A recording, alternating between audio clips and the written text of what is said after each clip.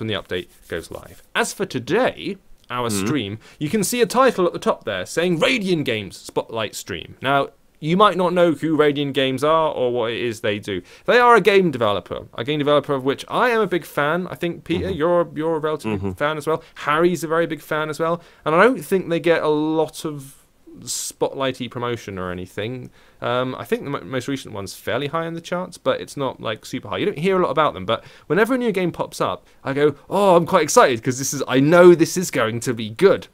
So we're going to take a look at 5, I think, of their games. And we're going to investigate why we like these developers, why we think these guys are cool, and why maybe you should go and give at least one of the games a try and see what you think. So what we'll do is we will start off with the newest game to be released onto the App Store, which is a game called Inferno 2. Let me throw down this here placeholder doodad, and we can show you what it looks like. There you go, Radiangames. How about that for drama? Wow, on the front page. So, I'm going to continue from where I left off. I only played the first 15 seconds to make sure it was working. So, level 2, here we go. Now, what I'm doing is taking control of this little object in the center of the screen.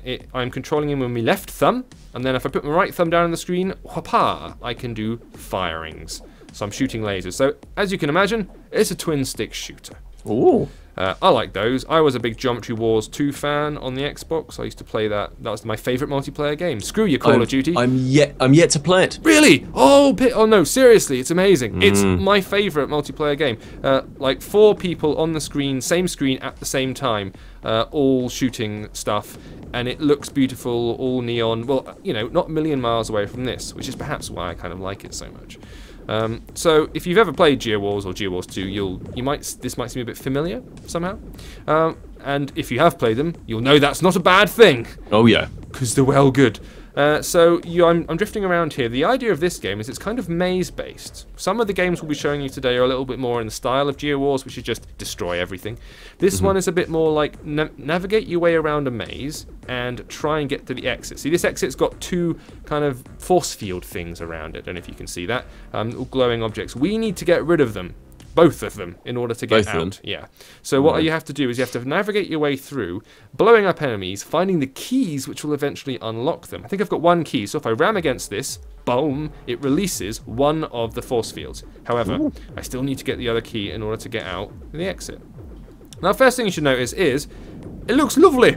It does look lovely, doesn't it? It's bloody gorgeous, this game. I've got a real thing for the minimal stuff. I like it when minimal things are done really well, so it's just like pick a couple of colours. Ooh, I'm going to upgrade a weapon now. So these random weapon drops that you get, I can choose which one I want. I've got spread weapon at the moment, but I can choose to unlock either the Vulcan, which is a high-speed focus shot, the Swarm, randomised accelerating shots.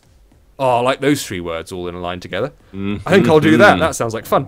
So here you go. I'm going to start blasting away. I've also got these little drones who are hovering around me, offering backup. Almost in a kind of... oh, God, I can't even think of it now. The side-scrolling shmups. Not Turrican. I'm thinking of the very hard R-Type. R-Type. Gradius. Yeah, like R-Type and Gradius and all that lot. It fell out my head. So it's got that vertical scrolling or side-scrolling shmup power-up thing to it as well, which is always fun because it makes you feel ridiculously overpowered. Let's collect some health and stuff like that. Still haven't found the key yet. And you just hover your way around this here maze. I need to go to the right now and investigate the rest of it. Oh, look, here's a thing to collect. And I was discussing this with you, and I was discussing it with Harry on an entirely separate stream. It's like, whenever these guys release a game, I go, yay. Not because I think this is going to change the world and they're going to release something completely different from what they previously did or anything like that, but because they do a particular kind of game really, really well, and they do it consistently well. Yeah, absolutely, and it feels like the kind of scenario that you end up with. Or used to end up with stuff like LucasArts or or Revolution Software. You know, you always knew that if they were doing an adventure game, it was probably going to be it was probably going to meet a certain caliber. Yeah. It's the same with Cave and their shmups, and obviously this is slightly different. So we got a question earlier saying, is this a shmup? And it is a shoot 'em up in the old magazine style. You remember, like, back in the day when ZX Spectrum magazines and Games Master and that sort of thing would talk about shoot 'em ups. Yeah. It's a shoot 'em up in that way. It's not really a shmup because it's not really a Danmaku shooter. It's not really a bullet hell or anything like that. And I guess that's kind of the term that's used for it now. But yeah, it's that level of polish and quality that that you're going to end up with Radiangames. And like you say, it's not. You never feel like you're going to get something that is going to completely blow your mind. No. You just feel like it's that feeling of walking into an arcade and going, I know I like that game, I'm putting 50p into it, I'm going to have a brilliant time, it's going to be a shallow, but it's going to be a fun experience. Yeah. And that's what I'm going to walk away with. Like, it's something that that you're going to enjoy. Like, all of their games tend to feel like arcade games that... They feel like ports of arcade games that never existed. Yeah, that's a good way of describing it, yeah. No, I agree. It feels like, to me, it almost feels like, especially with their shooters, that they all exist in the same universe. Yeah. They're all part of the same, like, they continue on for one another, or this fight's going on in the corner of a universe where the rest of it is happening. I mean, this game is particularly interesting, even more so than something like Joy, which we'll play later, which is more of a straight-up version of Geo Wars. This has got lots of other aspects to it. So these little drones that are flying around, they come from these kind of launch pods. So you have to destroy the launch pods, these little super glowing bits in the corner, or they keep firing these orange balls at you. So you have to be kind of tactical in what you choose to destroy, otherwise these things are going to keep flying in your face forever and ever and ever. Also, they've got some like force fields that are raising and lowering. See, like this, if I tap on this, I need to get past this using the key in order to get more stuff, but as soon as I do so, bam, all of those orange things are going to come flying out from behind the force field and do me in. So there's a kind of a risky, rewardy thing going on. You've got to open it up, but you're going to open yourself up to damage as well. So it's a little bit slightly more thoughtful than some of the other ones, I would say, this version. We've reviewed it, and you did a hands-on, I'm sure, didn't you? I think. Yes, I did indeed. On the old App Spy. So you can read the reviews and see it all. We can get to the exit. Woo! Exit. Results. How about that? First time I flew into the exit, I thought I died, because you kind of explode, and I was like, oh crap, I thought I'd won, and then it turned out I had run, and it was fine. Good. Okay, let's add 10 drones for some currency. Oh, I don't have enough. Do I have enough? I do! Amazing, buy. I've got an extra 10 drones. Yeah, that's fun. I'll also show you some of the special attacks here, because there is a little special attack I've got either side of the screen. I need to wait for this portal to drop. So, for example, if I were to press this purpley thing, look at that! Oh, Christ, that's really good. I like that. So you press and hold the purpley thing, and then you use your right thumb to aim it, and that gives me A, a level up, and B, look at all that crazy flying nonsense. That's awesome. Also, there's another one here, which if I tap, does a kind of random... I think it approaches quicker or slower or something. I'm not sure. Looks good, though. Whatever it is, I like the look of it. And that's what's important. Right! Yeah. So, problem with these games, and I've said this before, like when we do the hands-on videos or something, I did the hands-on video for Fluid SE, which again we'll take a look at later. And you do the hands-on video, and they're supposed to be short. We keep them like between like 5 and 10 minutes maximum on App Spy, and then you look up and 15 minutes have passed because you're just going, like, where's the time gone? Where's the time gone? Yeah. Like they're real sinks because you stop. I always find with these games where it's all about their mechanics and their controls, I always find that it's easier to sink into them and to get that nice feeling when you play games of like losing time. Sure. I tend to find it with RPGs, and I tend to find it with like really physical, control heavy, gameplay heavy games. You know, and these are definitely the kind of games that do that. Now, here's my question to you. Okay. Why aren't you leveling up? There's a button in the top right-hand corner of the thing. Oh yeah. Level up. You've got all sorts of extra powers that you can add to this thing. I can do that mid-thing, can I? Yeah, you can. Let's tap. Oh no, I can't. It's not letting me. I think I'm tapping it, but it's not letting me level up. No, it's not letting you level up. Nope. Whoa. I think I might have to wait till the end of the level. That's you might fine. have to. I've just gained a wee lightning power. That's quite nice. Oh, okay. You use it and it frazzles stuff that is nearby. That's quite cool. I can't use it at the moment because I think I used it up. Whoops. But it was cool when I used it, let me tell you. Yes, so continue to blow the living pants off of this. Now, they're all roughly the same price. They tend to be either £1.49 or $1.99, which I appreciate is like a notch higher than your 69p thing. Yeah. But, like I say, they are kind of the quality, and for me, of the replayability, where that's really not too high an asking price. That's kind of fair, I think. So there's I think somebody was saying earlier in the chat, you know, there's like 80 levels or something like that in Inferno 2. Yeah. So like 80 levels of really pretty brilliant shooting and puzzling for £1.50. Yeah, and we've done like 2 here so far. So yeah, you know, there's plenty to be getting on with. Core Destroyer. Oh, cool. I'm gonna go to the shop a moment, so I see if I can. I want to level up. There's my XP. I'll say done. Level 5. Let me level up. There we go. Brilliant. Ship status. So you can control the spread of your weapon. You can control these missile upgrades, armor, drones. Wow, I've got upgrade points 3 I can use. So I can power up my electroshock. Let's power up the spread, for example. There you go. If I go in there. Increase damage per shot, or 5 wide shots, or longer range and faster shots. Wow, this is cool. All right, upgrade. Amazing. So I've upgraded the spread one. I can upgrade my flak missiles. Actually, screw it. Let's upgrade this one even more, because it's badass. Right, upgrade it. Now, what I will say is, if you are just joining us at the moment, then hello, this is Pocket Gamer and App Spies stream. What we're doing is we're looking at all of the cool games that we think are awesome from Radiangames. And if you are just joining us on the front page of Twitch, then come on in. The water's warm. It's lovely. Come on through. We play mobile games. Yes, we do. We play mobile games, and we talk about them. And, with extreme prejudice. With extreme prejudice. Yeah, Radiangames. So they're kind of... the philosophy of Radiangames, as far as I can tell, you know, from their output, is make high-quality arcade games that work really, really well on touchscreen devices, because touchscreen controls for arcade games are like a bit of a finicky beast, right? Yes, completely agree with you, especially with things like dual stick shooters. Anything which has a virtual stick in it can be a bit iffy on iOS, frankly, and it can be kind of tough to nail it. These guys nail it. They found a niche and they work it well, and all their games have a similar vein to them. Actually, we'll show you some puzzlers that are quite different, but certainly these shooter games, they're of a kind, and you'll see that they're quite similar and familiar to one another. But it's because they do this particular thing better than anyone else does. They really, really do. And I don't think that they get that much attention, or as much attention or credit as they perhaps deserve. Yeah, I completely agree. That's the way it feels. And that's the cool thing with us doing this, isn't it? Sometimes we just go, do you know what? like it's nice. Video games are awesome. Exactly. There's been a lot of negativity over the last 3 weeks, hasn't there? And so occasionally. Oh look, there's a little. Oh, this bit speeds you up. That's awesome. It forces you in one direction. New mechanics every level. This is great. See, you should be getting on this already. So I'm gonna have to pull myself away and move on to another one now. We're gonna run out of time. But if you want to give this a look, it is Inferno 2. It's just come out on the App Store last week, so it's brand new, and you can get it for £1.99 or $2.99 at the moment. All right. So let us tab out of this bad boy and let's move on to something a little bit different, just to show you some variety. Let's go to Crush.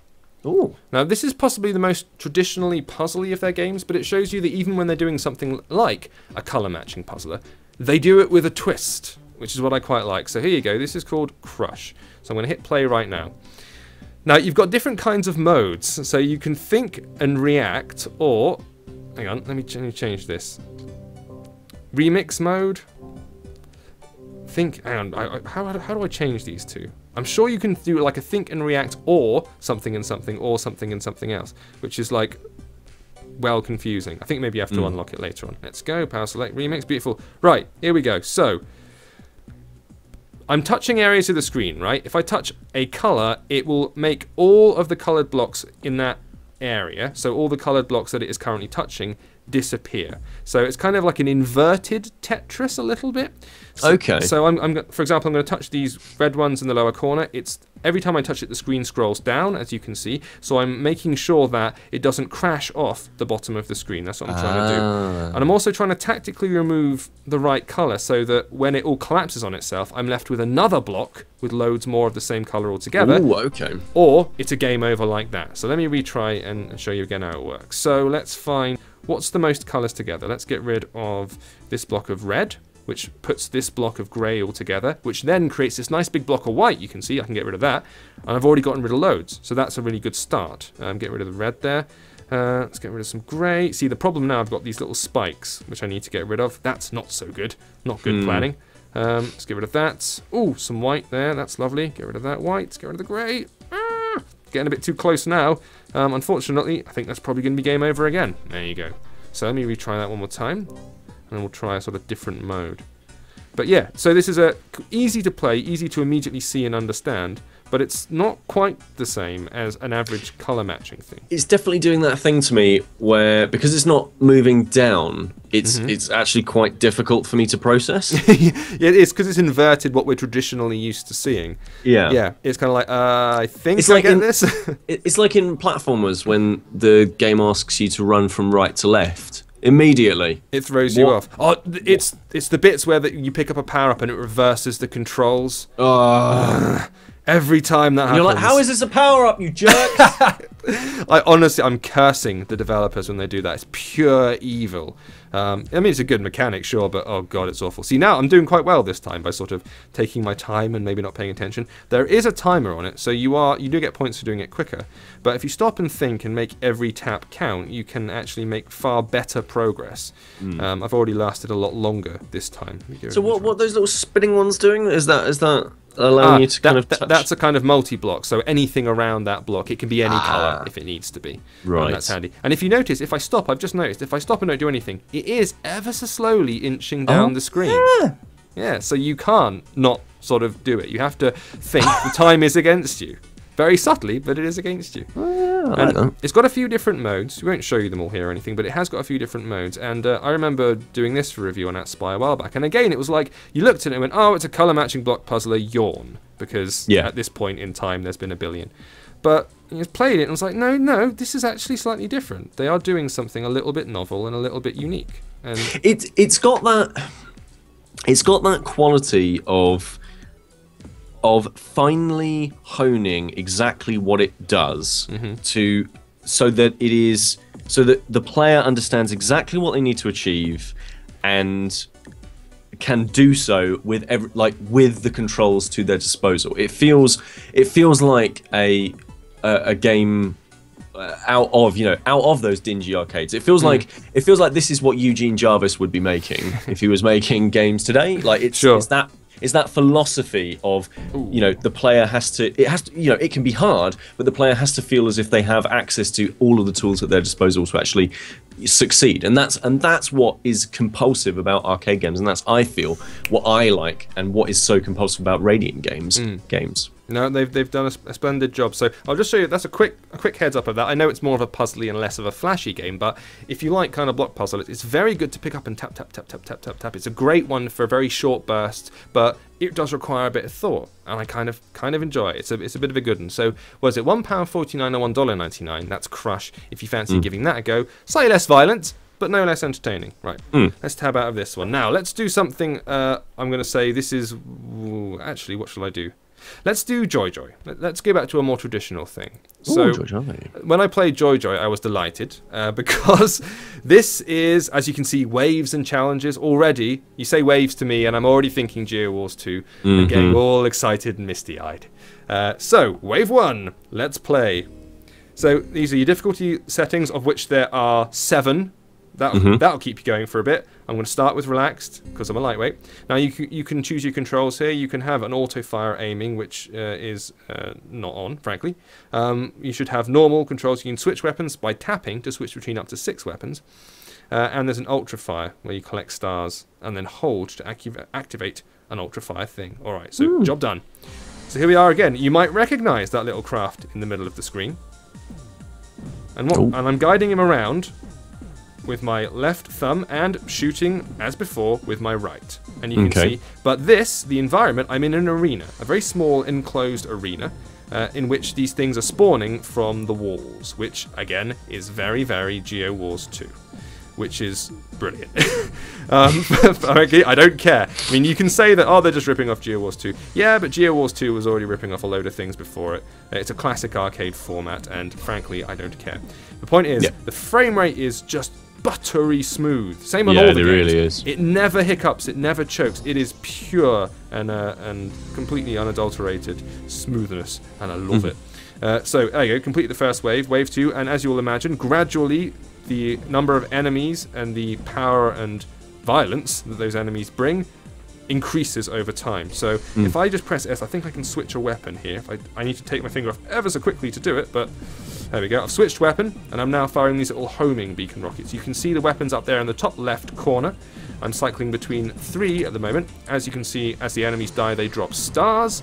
I need to collect those stars because they give me sexy boosts and power-ups and such like. Let me switch a weapon and try another one again. Right, that's a little bit of a broader head-on one. Here's a vortex. This will suck enemies towards it. Again, like Geo Wars. Brilliant. Brilliant. I think of this as the pastel Geo Wars. It's like all the colours are a little bit more mellow. It's not quite so neon like you saw with Inferno 2. It's a little bit more mellow. It's like if Geo Wars is going out on T-shirt, then Joy is going to a local jazz bar and like hanging out, and he's Crescent Fresh, basically. You know. Yes, he is. And I like that. He's throwing out some jazz ammo there into the the jazz ammo. It's like it doesn't always feel like it quite fits, but at the end of the day you still listen to it and go, yeah, that's probably quite good. Like, I don't know. You think, well, they know what they're doing at least. Yeah, clearly these people know what they're doing. So if I don't like it, clearly I don't get it. Just nodding along. Someone there in the chat room saying Wave was awesome. Big love for the actual block puzzler game. It's funny because whilst block puzzlers are great, whenever we do video reviews or anything like that, video for the site, I tend to think a bit like, not because the game is bad, because it's not. It's great, but like, I think people don't really want to see blocks falling from the screen. People consider it a little bit dull to watch, I think, which I sort of sympathise with, especially when there's so many match 3 puzzlers around and everyone's sick and tired of seeing Candy Crush Saga and all that stuff. So you tend to steer towards games when they've got lots of action going on. But block puzzlers are great. They can be really, really brilliant, and I like Crush. It's a bit of a novel take. However, look at all this. Look at all this madness going on. 1 billion particle effects, 1,000 weapons flying in all directions. Frame rate never sticks once. I mean, it's showing you. I mean, it's fairly smooth on the stream, but let me tell you, double that frame rate for what it is for me right here, right now. It doesn't. The video capture stuff doesn't do it justice. The stream doesn't do it justice anyway.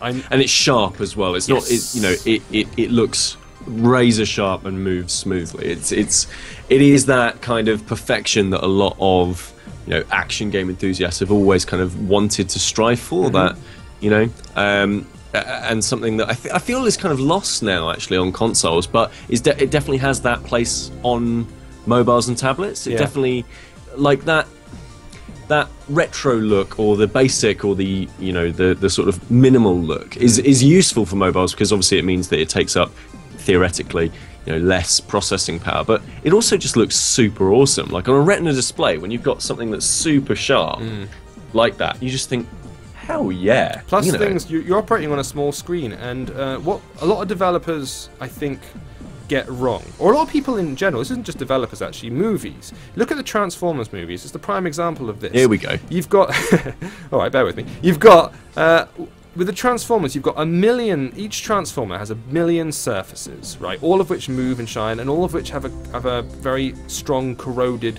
rusted, or shiny texture. And then they're set against backgrounds that themselves have 1 million different textures. And what you end up with is this kind of visual noise, where you can't really distinguish one shape from another, the foreground from the background. And it's impressive in terms of, my god, look at all the polygons. But actually, in terms of an aesthetic, it's very bad. It's really bad design, because it's ugly and unpleasant to look at. Stuff like this, where you have a very clearly defined protagonist, you have very clearly defined enemies who are separated by a bold colour, set against a white background, a white border from which you cannot escape. These are things that are clear, and your eye immediately understands it and lets you get on with the business of shooting them to bits and enjoying it. It still looks classy, but it's minimal. And that's what a good shooter actually does. Like, for me, some of the games like Dodonpachi, for example, I found that a really frustrating game, because lots of different ammo that was kind of being shot in your direction, all these different bullets, they would have different colours, and what I'm used to is, no, my bullets have one colour, your bullets have another, I know, my brain goes, right, I have to avoid that colour. Sure. And in Dodonpachi, it would like have lots of different types of colours, and you'd be kind of confused. Well, do I need to go for that, or your brain wouldn't instantly just go purple, get out of the way. it would go, right, is that a bullet? Do I need to? Oh, I'm dead. Whereas, like you say, in this and in what I feel are good shooters. Everything is the same, and like again, you look at the classics of the genre, and I would argue that's the same everywhere else. Ikaruga plays on that mechanic. Absolutely, where it's just two colours and that's your lot, and you have to constantly switch between the two to optimise your attacks for whatever enemy, is approaching you. Very smart design. There are lots of examples of shooters doing that, and I think that it's smart for a designer to go down that, that sort of a look. And it doesn't necessarily mean retro either, because a lot of people go, let's just make it look 8-bit. That's minimal, right? It's like, no, that's not minimal necessarily. It's just like blocky and pixely. This isn't 8-bit at all. This is very, very much HD and like cutting edge, like sharpness and resolutions and so forth. But it's got a very sort of minimal aesthetic to it. It's doing that in a HD way, and I think the results are fantastic. Yeah, absolutely. No, so I'm keeping an eye on the chat window. Obviously, if you are on the front page of Twitch right now, hello, come on through, hit the follow button. You've got a mobile phone. You should find out about what brilliant video games you can play on it. So we've got a question in the chat room, and it's from The Power of Up, who says, "Isn't this just Geometry Wars with a new skin?" And I think that that's an interesting question that we should probably try and tackle, because I think that you could easily sort of write off a lot of games, a lot of twin stick shooters as well as just Geometry Wars. Yeah. But I think that what's more important is that we go for some kind of nuance, because really Geometry Wars was just Robotron with a neon look. Exactly. So like you can say, yes, this is Geometry Wars, and yeah, in my introduction, I guess the most time spent with the genre was Geometry Wars, because I loved that game. Geometry Wars 2 particularly on Xbox Live was amazing. But I wasn't like naive enough to think that, well, that was the first time anyone did a twin stick shooter in space. It was ripping off old arcade games itself. It started as a gameplay cabinet that you could play inside of. What was the racer again? Remind me. Criterion. It was the myth. Not Burnout. Not Forza. Not. No. Burnout? No, it might be Forza. I don't know. Whichever racer it was, I can't remember now. But the Galaxy Geometry Wars was in? Yeah. It wasn't Metropolis Street Racing. It was the one afterwards. It was the main one. It's the one that Xbox 360 launched with. Forza Motorsport. I think it was Forza. It might have been Forza. The chat window is going to go absolutely crazy I know, when right? the stream catches up. It was like a little arcade cabinet that was in your garage that you could play, and it was a novelty. It was supposed to be like, here's an old arcade game. So yeah, it was already doing that. And yes, you're absolutely right. This is very, very similar to that game. But it's of a genre. It's doing a thing that Geometry Wars itself was copying.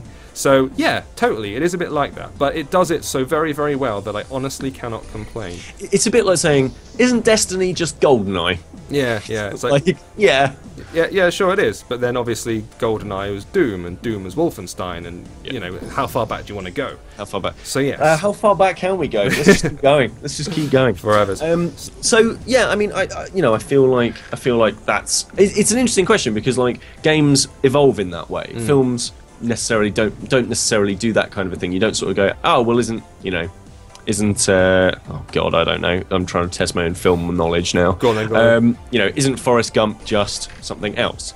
And books and fine art and all that sort of thing don't have those same comparisons either, because I think that it's this element of control really that people are talking about, is when it comes to, isn't this just like this? But I think that the Radian games definitely wear their inspirations on their sleeves. They do, and that's absolutely fine. Project Gotham Racing, the cry went Project up Gotham in the chat room. Racing. Thank you, chat there room. It is. We suck. Yeah, I couldn't remember it. I was too busy shooting a million things at once. Look at all these things! It's preposterous. The screen's going mental. Right, I'm going to knock this on the head. Once again, I've just gotten totally distracted by playing it. I'm serious, guys. This is playable stuff. Get involved. So this is £1.49 or $1.99. It's Joy. Yeah, it's a bit Geo Wars 2, but are you seriously going to complain about that? Right, moving on. Let's do something that is a little bit different. This is the one I've probably played least, and is kind of mental. All right. So, Supercross Fighter.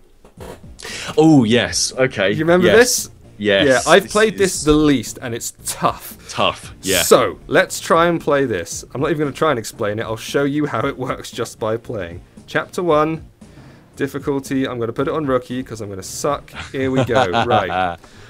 So it's giving us a little plot.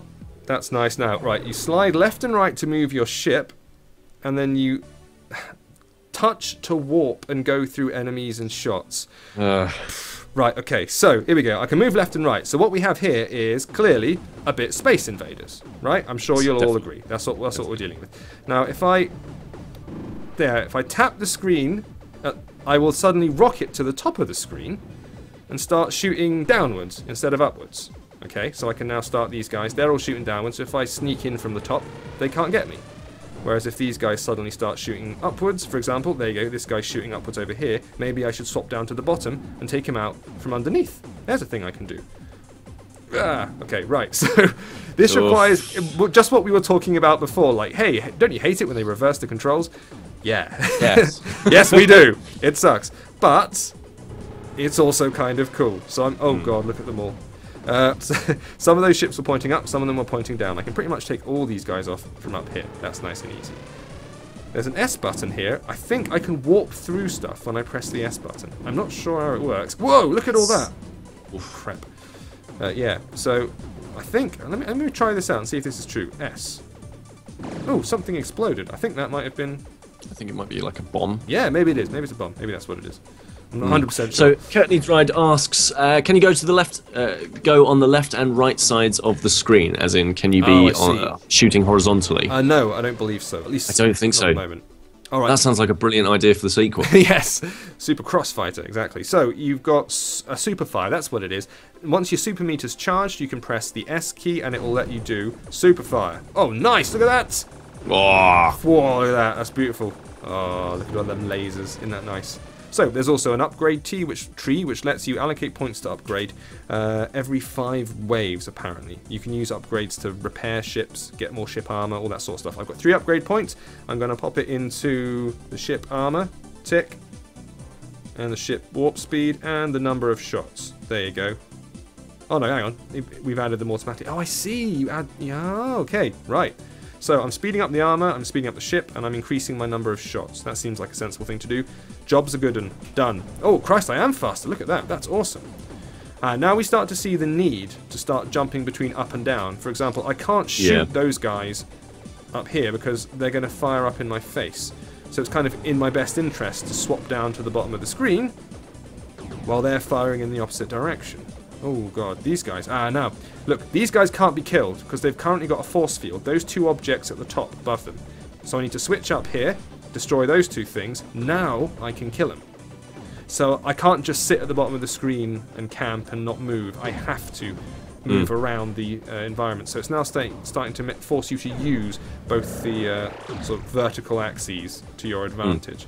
So Megustafa says, which phone is this? We're playing this on an iPad 4. That's right, and yes. We are capturing it all through an Elgato game capture device. We're not sponsored by anyone, but people always ask. So there we are, Elgato. And obviously we're playing Supercross Fighter, which is part of Radiangames' back catalogue. So, oh my word, it's the processing in the brain that you need to wield that makes this game so much more complex than Space Invaders. Obviously you've got this, it definitely is much closer to Space Invaders rather than maybe something like a Galaxian where the actual ships can come after you. Yeah. But the fact that you've got more sort of agency and more movement in the world, and you've got this kind of upgrade path, yes, and the warping. You know, like it just. Now, there's another element to the warping as well. If you're suddenly being bombarded by a million shots that you can't dodge in time, if you warp, you will actually warp through. So, because you kind of vanish, you don't get hit by any of the shots that are coming up. So if you find yourself in a tight spot, you can just hit warp, and you'll disappear off to the top of the screen. There's also an extra element in as much as those little blocks, those tiny little kind of diamonds that you need to collect. What they do is they power up your supercharge meter. You can see them sitting. They're very small, but you can see them sitting on the top and the bottom. So you also need to jump up and down in order to collect those. Otherwise, you're not going to have any delicious super powery points, which you need, of course. So let me increase my shot power. That's my upgrade for this section. And carry on firing away. Oh my god, there's loads of them. Oh, word. But once again, just like with the previous games, there's not. It's running. It looks like, and very few games do on iOS. It looks like it runs at 60 frames a second, like totally smoothly. Yeah. It's one of the few games, or certainly developers, who have managed to get that out of the system without it becoming a horrible, slow down, herky jerky mess, which tends to be what happens. This is just smooth, lovely and smooth. But God, it's a headache. Wow. it gives me that shmup vibe where you're like, use the force, kind of. Like you have to think a little bit ahead of time in order to get it right. And this is, on a very simple difficulty level, and there's loads more. They get incredibly hectic. It gets super tough. I amped it up in Joy at one point, just like, let's see how far I can get. I got up to the 5th difficulty level, and then my brain exploded. It was so tough, but it was kind of great. It was, massively challenging, but at the same time, oh look, superpower, extremely rewarding because of it, which I loved a lot. So you can see, I mean, obviously, like the other games, inspired a bit by Classic. So you can say it's a bit Space Invaders, but it's got its own twist on it. It does something new with it, and more importantly, once again, controls are brilliant. You constantly feel like, like I just did then, like an idiot when I died. If you die, it's your fault in these games. You ain't got no excuse. You can't be like, oh, the controls are a bit iffy and the screen froze. And no, not interested in it. You die, it's your fault. You cannot blame these controls because they are pretty much flawless. And that's a nice thing. Again, dying because you had to die, dying because you've screwed something up is fine. That's something that we all deal with. It's frustrating, sure, but it's a learning experience. You die, you realise what you did wrong, you come back, you try and improve, you get better, you beat the game. When you die because the game glitches or freezes or because the controls decide to not work, you're not learning anything. You're just learning that the game is rubbish. That's it. And that's no good. So, and you cannot for a second hold these games responsible for your failings, which I quite like. Oh, ow, that hurt quite a lot. But oh, this is fun. These are all fun. This is the fun hour. Sometimes we do the new releases, like we'll be doing tomorrow. Incidentally, if you've joined us for the first time, we'll be doing Eye on the App Store tomorrow, which is where we take a look at all the brand new iPhone and iPad games which are released onto the App Store. It's a bit of a good week this week. It is a good week. You're absolutely right. And it gets refreshed every Wednesday night, Thursday morning. But we get the codes a little bit early, so we show them to you live on Twitch on a Wednesday. It's 5 p.m. if you happen to be in the UK, 9 a.m. Pacific Standard Time in the US, and 12 midday Eastern. Those times might be out by an hour soon because I think all the savings times start happening. Oh, farmers! And I know, right? I get well confused. Oh, big lasers in my face. I've taken to going to the nearby dairy farm and just punching a cow. Just whenever I have to think about like time zones and all that sort of thing, I just go. Blame the cattle. I blame the cattle. Oh, ow. I don't really do that. Don't punch cows, guys. It's mean. Tip them by all means.